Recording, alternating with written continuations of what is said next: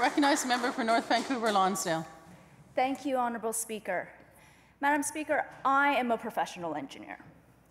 My professional body, Engineers and Geoscientists BC, is one of the organizations impacted by this legislation, so I'm pleased to be able to speak to Bill 49, the Professional Governance Act. As you can imagine, when word spread about the changes coming to the professional reliance model, I was contacted by many, many professional colleagues. I'm exceptionally grateful for their contact because all feedback, both good and bad, on any of the work that our government is doing informs me in my work as an MLA.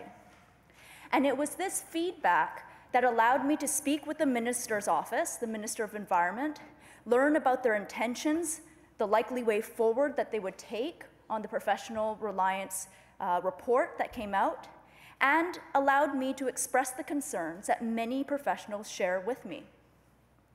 There were several discussions, and I'm grateful for how open and willing to engage the Minister of Environment was on this issue. I was particularly impressed by how he extended the same offer he gave to me to be involved, also to members of the official opposition, in particular, the member for West Vancouver Capilano, who we heard speak today.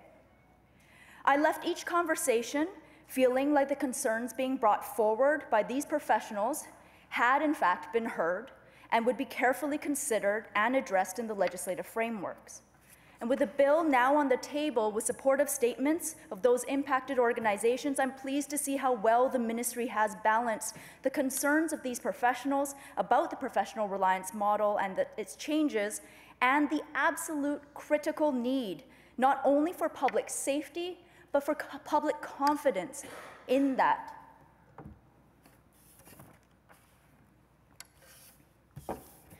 I know that there are concerns about the details of the bill from the opposition, so I will not rehash them here. We will have an opportunity to explore them as a House during the committee stage of the bill.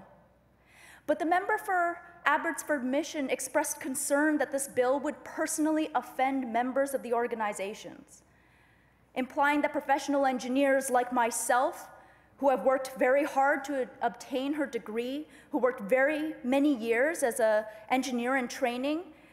I wrote a log, I think, that ended up being 40 pages long just to submit it for my application to become a PEng. I took all my tests, I did the hard work to get my professional designation. I am proud of that designation. But the member for Abbotsford Mission implied that I would be offended by this bill. And I can assure you, Madam Speaker, that I am not, and I will be supporting this bill. I will be supporting this bill because it is not about me. It is about the public. I will be supporting this bill because I take pride in being a member of one of the most trusted professions in the world, and I am concerned that that trust is in peril here in BC. The member for Cowichan Valley gave a chilling account of her experience at Shawnigan Lake. If anybody watching this speech might want to hear her speech, I encourage them to do so by going through the Hansard record. Goosebumps ran up my spine as I listened to her. There is likely no better story than that to demonstrate why this act is needed, not only because the environment and the welfare of the public must be safeguarded, but because the public must have confidence that they are being safeguarded. I'll be supporting this bill because my professional engineering designation was granted to me on the condition that I know and abide by a code of ethics, which included an obligation to the public requiring that I safeguard and hold paramount human life, public welfare, and the environment. It's a simple concept, it might seem, and yet if you dig deeper into this obligation, the execution of it becomes much more complex.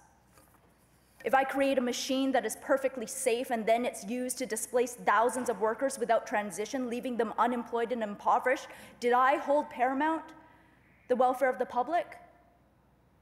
If I develop a new energy source that is then weaponized and used against innocent civilians, did I hold paramount human life to the fullest extent that I was able to? If we believe that professionals play a role in our world critical enough to warrant regulation and codes of ethics, then our collective obligation to the public does not and should not end with our fingertips upon the calculator.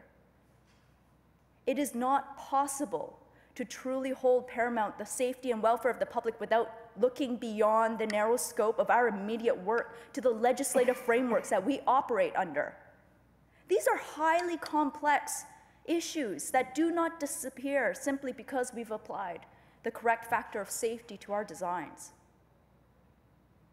If I know the environmental regulation regarding the discharge of a certain chemical into a local lake is inadequate, but maybe my company insists that I continue to do the bare minimum required to keep the operation legal, have I met my ethical obligation? If I appropriately design my project but do not advocate for the correction of that regulation, have I truly safeguarded the public and the environment? Something being legal is not the same as something being ethical or moral, so just how far does my responsibility to society go? I argue it goes at least as far as supporting this bill. Thank you, Madam Speaker.